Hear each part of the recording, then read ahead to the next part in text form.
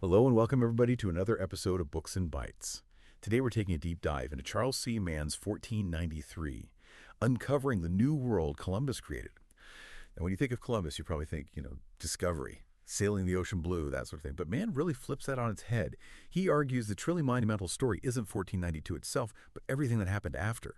We're talking about these huge, often completely unintended global consequences of his voyages.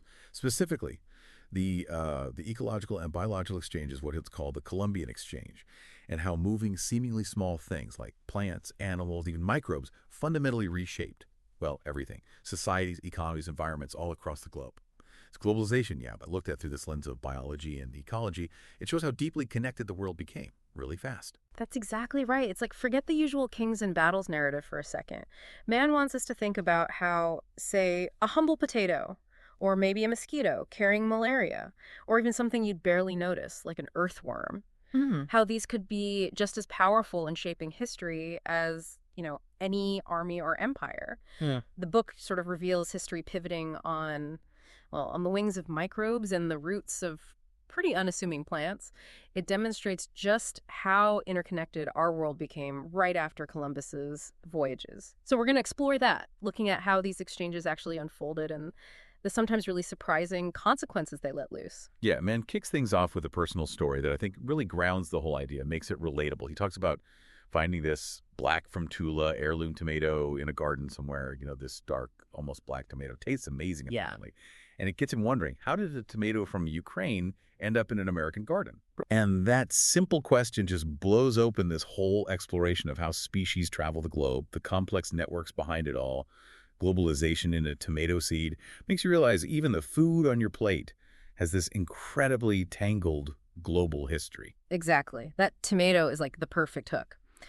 From there, Man gets into the bigger debates around globalization itself. You've got the economists and entrepreneurs who champion free trade, saying it boosts innovation, spreads wealth. Uh-huh.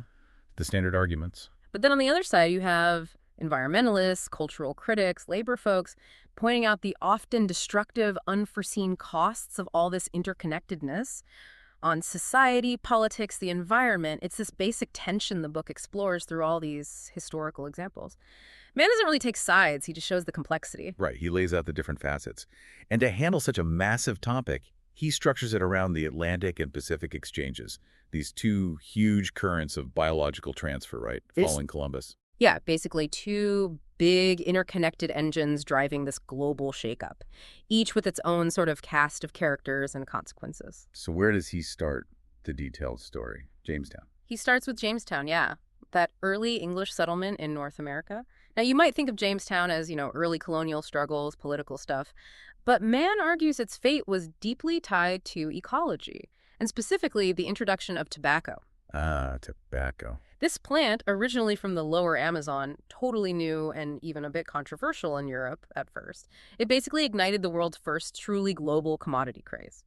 It's pretty amazing to think that initially, this one plant grabbed global markets even harder than like silk or porcelain from Asia, which had been around forever. That really puts it in perspective, doesn't it? One plant driving a whole colony's economy. And the scale of the trade was just huge. Ships constantly going back and forth from London, packed with these massive barrels, like half a ton of tobacco leaves each. But here's that detail that's so typical of Mann's approach. Easy to miss, but so important. To keep the ship stable on the way back to America, they used ballast, often just dirt, rocks, soil from England. Exactly. So while the valuable tobacco went east, English soil and everything in it got shipped west by accident. Mann suggests this probably included common earthworms like night crawlers. Back then, people mostly thought worms were pests, bad for farming. Right. But Mann points to Darwin's later work showing how these earthworms are like relentless little ecological engineers, constantly churning the soil, improving aeration, drainage. So just using dirt for ballast inadvertently introduces this major force that starts physically changing the North American landscape. Totally. It really highlights Mann's point that Jamestown, even though it struggled economically at first, was this crucial moment in the continent's biological transformation. This beginning of what some scientists call the homogenous this era where species get mixed up across the globe. And the ecology there in the Chesapeake was really different from England, wasn't it? Partly because of beavers. Yeah, largely because of the American beaver. They'd been gone from Britain for ages. But here, they built all these dams, turning streams into extensive wetlands. The Powhatan people actually found this useful, helped them get around, but the English just saw soggy, useless land. And their whole approach to managing the land was different too. Absolutely. Yeah. The Powhatan used fire systematically to clear out underbrush. It created these open, park-like forests. There's even this old account suggesting you could, like, drive a coach and 4 horses through parts of the woods. Wow. The English just didn't get it or didn't want to adopt it. So the forests became denser, which ironically made them more prone to huge wildfires later. And those early days at Jamestown were brutal, just incredibly harsh. Oh, unbelievably so. Beyond the unfamiliar landscape, the colonists had contaminated water, probably leading to things like typhoid, dysentery. The death rates were astronomical. Like, within the first 8 months, only a tiny handful of the original group survived. It's hard to even imagine. It is. And Mann suggests, kind of paradoxically, their desperation might have initially saved them from the Powhatan. Powhatan saw how weak they were, maybe didn't see them as a major threat yet. So he let them stay, probably on land he didn't value much, in return for trade goods, guns, metal tools. And the whole John Smith and Pocahontas story fits in there, though, as you said, the historical accuracy is debated. But it does show these early interactions. Powhatan was clearly interested in trade. Yeah, he sent them food after Smith was captured. It suggests a calculated approach. Mann implies Powhatan probably figured he could just cut off their supplies if they became too much trouble. He likely underestimated them. But then tobacco changes everything. It changes everything. It turns out to be wildly profitable, and that leads to this incredibly rapid, drastic shift in how the land is used. The English start clearing huge areas. They use slash-and-burn methods that were long outdated in Europe. They cut down vast numbers of trees, even for simple things like fences. These split-rail fences used an astonishing amount of timber. And this had a massive environmental impact: deforestation, soil getting exhausted. A total contrast to the indigenous practices. They were basically remaking the Chesapeake to look more like the deforested parts of Europe they'd left. And along with changing the landscape, they brought new diseases. Mann talks about malaria coming to the Americas, maybe really early. Yeah, he suggests possibly as early as Columbus's second voyage to Hispaniola. He points to Columbus's son, Colin, describing tertian fever at La Isabela that matches malaria's cyclical fevers. Wow. Okay. And what's fascinating is how this tiny organism, this malaria parasite, ends up having this huge influence on how colonial society developed. Right, because it connects to the shift from indentured servants to enslaved Africans, doesn't it? Exactly. Mann lays out the economic factors really clearly. European indentured servants, highly susceptible to these New World strains of malaria, many died. This made them a less reliable and ultimately more expensive labor source in the long run for the planters. Okay. Enslaved Africans, however, often came from regions in Africa where malaria was common, so many had developed some level of resistance to certain strains. They survived better in the Chesapeake's disease environment. So it wasn't necessarily like the planters knew about immunology? No, not consciously understanding immunity in our modern sense. It was more about the bottom line. The economic reality was that planters who used enslaved African labor were simply more likely to survive and make a profit. So this pressure, heavily influenced by malaria, dramatically accelerated the shift towards African slavery as the main labor system there. A chilling example of biology shaping economics and society. Mann then shifts focus to the Caribbean and the sugar plantations. Yeah, and the rise of sugar there, Brutal doesn't even begin to cover it. The climate was perfect for sugarcane, and Europe just couldn't get enough sugar. Demand was through the roof. But growing and processing sugar was incredibly harsh, dangerous work done under truly horrific conditions. And the Caribbean itself was a deadly place for newcomers. Especially deadly. Mann draws a line connecting the presence of malaria and also yellow fever and the mosquitoes that carry them on Portuguese-controlled islands like São Tomé and Príncipe. These islands were early sugar production centers using enslaved African labor, connecting that to the devastating epidemics that later swept through the Americas. The movement of the diseases and the insects that carried them was critical in shaping the demographics and labor systems of the New World. And the forced importation of enslaved Africans started early on, didn't it?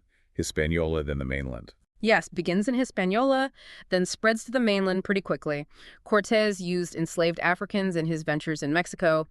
Mann also touches on the Spanish anxieties about racial mixing, mestizaje, and how these elaborate systems of racial hierarchy, the casta system, developed partly in response. Right.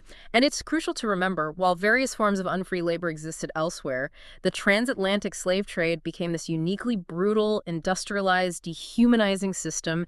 It stripped people of basic rights, treated them as property, a whole different scale in nature. Okay, so from disease and sugar, man moves on to another massive global force, silver. Yeah, the incredible transatlantic silver trade.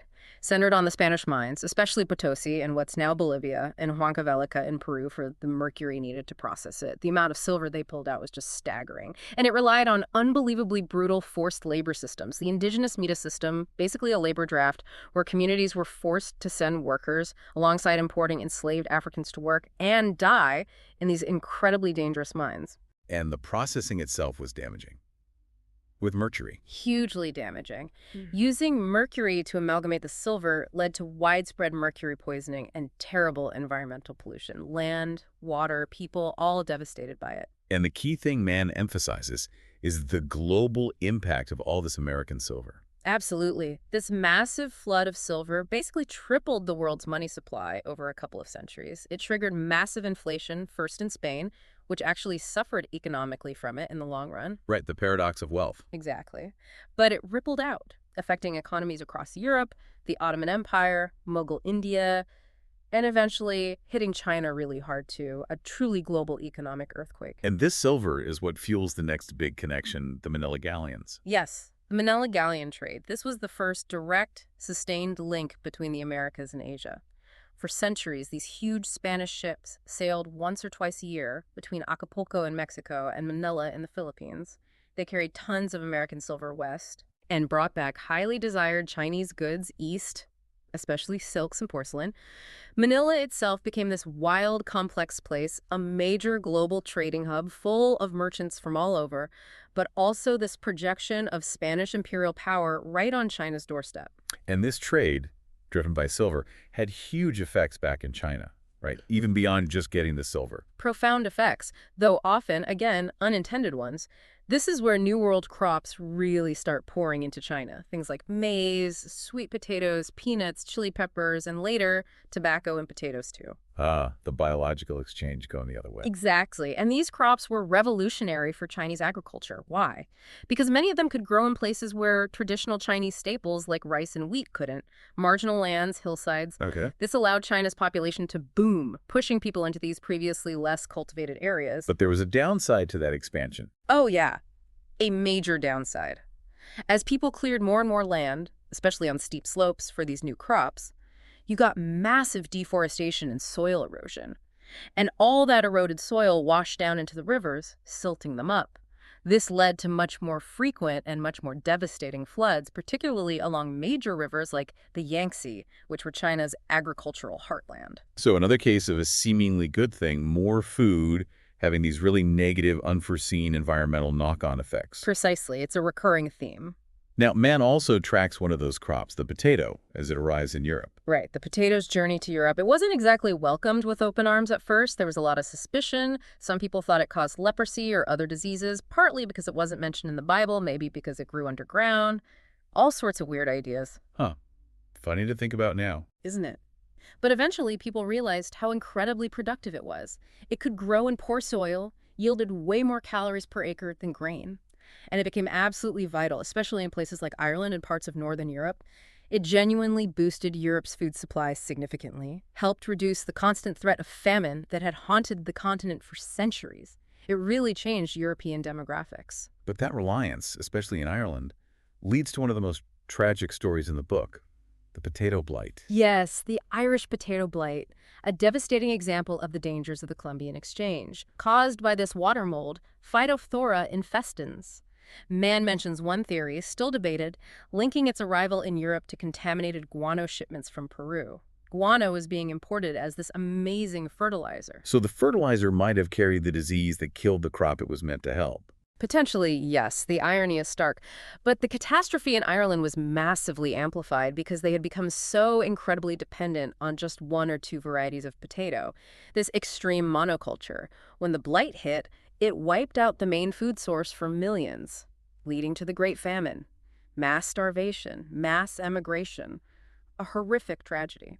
A really stark reminder of the risks of relying too heavily on just one thing, especially when it's come from somewhere else. Absolutely. And the risks inherent in this global biological mixing. Okay, so potatoes. What about rubber? That's another fascinating global commodity story Mann tells. Oh, rubber is a great one. He talks about how initially Europeans didn't really know what to do with it. This bouncy stuff from the Amazon, it had annoying properties. It got sticky and soft when warm, brittle when cold. Not very useful. Right, not ideal for, well, anything practical. Not really. It wasn't until the mid-19th century, with the discovery of vulcanization treating rubber with sulfur, independently figured out by people like Charles Goodyear in the US and Thomas Hancock in the UK, that suddenly made rubber stable, strong, elastic across different temperatures. And that changes everything for rubber. Completely unlocks its potential. Suddenly you can make tires, hoses, waterproof clothing, industrial belts, endless applications. Which then leads to the Amazonian rubber boom, right? Centered in places like Manaus. Exactly.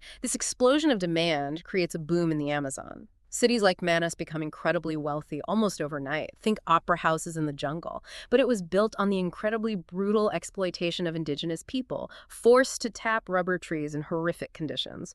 A really dark chapter. And then there's the story of getting the seeds out of Brazil. Wickham. Yeah, Henry Wickham. In 1876, he collected about 70,000 rubber tree seeds, claimed they were botanical specimens, and shipped them to Kew Gardens in London. Whether it was clever smuggling or outright theft is still debated, depends who you ask. Brazilians tend to call it theft. Understandably. From those seeds, the British established huge, efficient rubber plantations in their colonies in Southeast Asia, Malaya, Ceylon. And crucially, these plantations were outside the natural range of a devastating South American rubber tree leaf blight caused by the fungus Microcyclus ulae. Ah, so they escaped the disease that hampered Brazilian production. Precisely. So eventually, these Asian plantations, using often imported labor under tough conditions too, completely outcompeted and surpassed Brazilian rubber production. The boom went bust in the Amazon. Another global shift driven by biology this time. A Yeah. plant disease or the lack of it. Exactly. And Mann sort of brings the story up to the present by looking at places like Xishuangbanna in China's Yunnan province, where much more recently there's been this massive expansion of rubber plantations. It mirrors those earlier transformations, integrating a region into the global market, complex environmental impacts, social changes. The same patterns repeating. It really ties it all together. So, wrapping up our deep dive into Mann's 1493, the big takeaway really is this profound interconnectedness, isn't it? How the world got knitted together after Columbus, not just by trade routes and empires, but by biology, by ecology. Absolutely. Mann does a masterful job showing how these exchanges, a plant moving here, an insect there, a microbe crossing an ocean, set off these long chains of consequences that reshaped societies, economies, and the actual physical environment of the planet in ways nobody back then could have possibly foreseen. It really did create the biological and ecological template for the world we live in right now. Yeah, it really makes you think. This Columbian Exchange, it's not just history, is it? It feels like its effects are still unfolding. I mean, think about current globalization, global trade, the constant movement of species, invasive species, even pandemics.